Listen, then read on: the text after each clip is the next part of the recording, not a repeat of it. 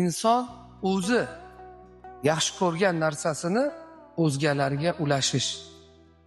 Alloh taolo Qur'oni Karimda aytadiki: "Va yu'thiruna ala anfusihim walau kana bihim khasasa. Va man yuqa shuhha nafsihi fa ulaika humul muflihun" deydi Alloh taolo. Ular shunday kishilarki, deydi Alloh taolo, o'zlarida ehtiyoj bo'la turib ehson qilishda boshqa muhtojlarni ixtiyor qiluvlar deydi. Ya'ni shunday kishilar borki, aslida o'zi o'sha narsaga muhtoj, lekin shuni o'zgaga ehson qilishni yaxshi ko'radi.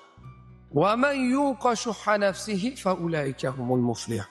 Kimki o'z nafsini baxillikdan saqlasa, ana o'shalar najot topuvchilardir deydi Alloh taolo.